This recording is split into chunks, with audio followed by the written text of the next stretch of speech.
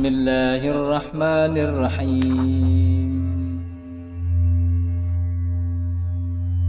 Namanya Bakar bin Abdullah, tabi'in yang terhormat. Ida agmadta al-mayyita fakul, apabila engkau memejamkan mata, fakul, maka ucapkanlah bismillahi wa ala millati rasulillah sallallahu alaihi wasallam. Nah, ini ya. Nah, orang sudah meninggal, ruhnya udah terlepas. Misal ada saudara, teman atau tetangga yang matanya terbelalak begitu ngatas, nah, apa namanya, pejemin tuh sambil baca bismillahi ala millati rasulillah sallallahu alaihi wasallam. Udah dibaca masih melotot, baik baca lagi 3 kali. Kalau di 3 kali masih melotot, udah lepas, tinggal gantian orang. Bismillahi ala millati rasulillah sallallahu alaihi wasallam. Karena ruh itu ketika keluar ngikutin mata, itu ketika keluar ngikutin ruh. Ruhnya atas berarti, kalau misalkan cabut ruhnya ke atas berarti matanya ke atas. Gitu, ngikutin ruh dia. Tuh. Apa ya, gampang ini ya.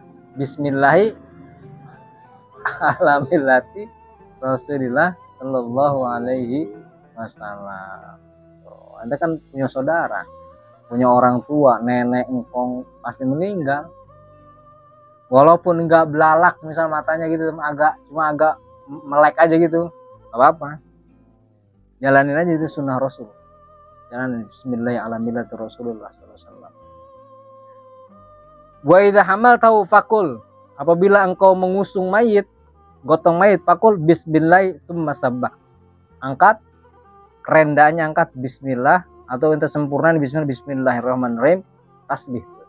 Subhanallah wa bihamdihi, subhanallahil azim, subhanallah wa bihamdihi, subhanallahil azim. Nah.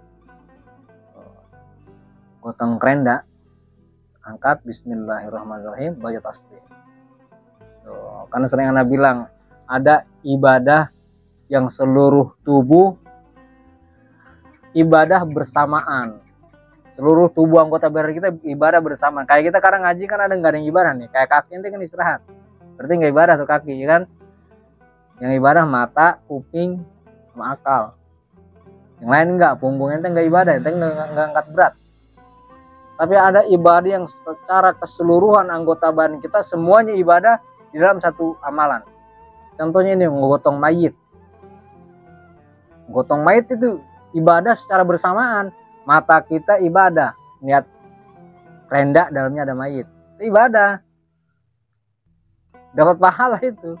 Kuping kita ibadah, ngedengar orang yang tasbih, subhanallah wa bihamdihi, subhanallahil azim, sambil ngusung renda. Mulut kita ibadah, ya tasbih tadi. Mata, kuping, mulut, nih apa nih? Punggung ibadah, jadi saya gotong kan, pasti taruh di sini. Tangan kita ibadah, megang keranda. Kaki, apalagi kaki, emang tumpuannya semua anggota badan.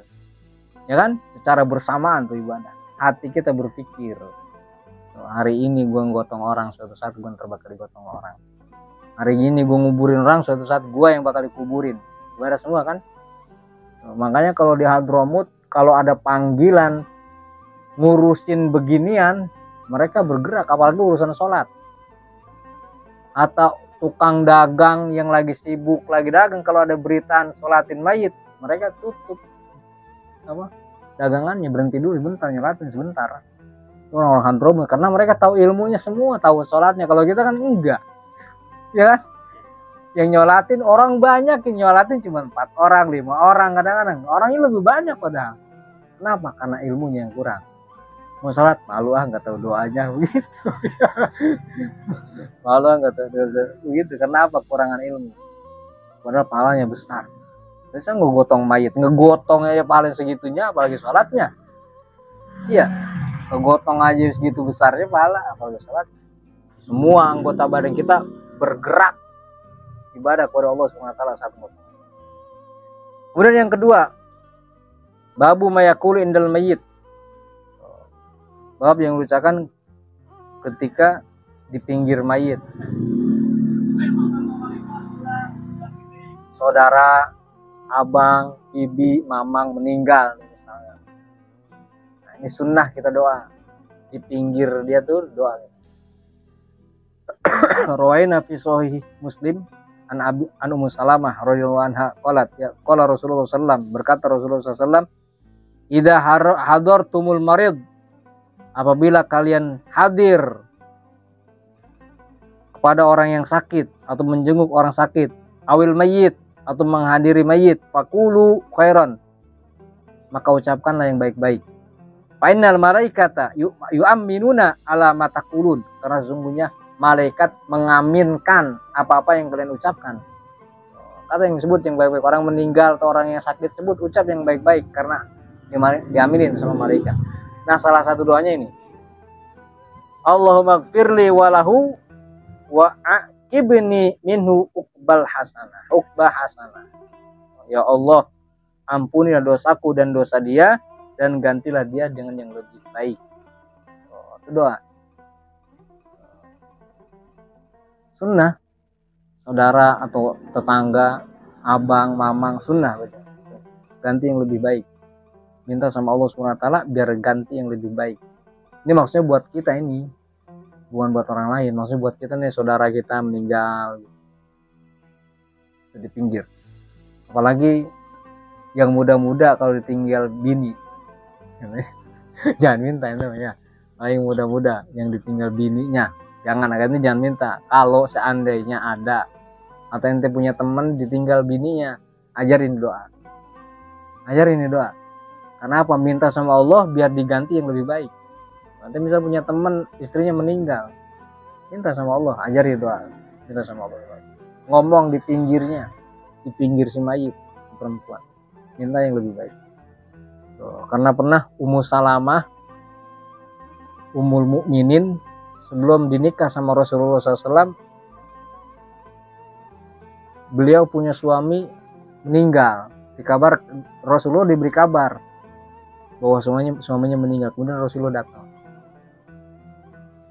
datang ke Abu Salamah, doa beliau di pinggir Abu Salamah. Beliau berdoa di pinggir Abu Salamah. Kemudian Ummu Salamah mengikuti apa yang didoakan, apa yang diucapkan oleh Rasulullah SAW. Minta diganti dengan yang lebih baik, maksudnya gitu. Kayak doa ini, minta sama Allah biar diganti sama yang lebih baik. Dibaca sama Ummu Salamah. Setelah beberapa bulan kemudian, ternyata Rasulullah SAW melamar Ummu Salamah. Jadi suaminya tadi diganti sama Allah sama Rasulullah SAW. Karena minta yang baik.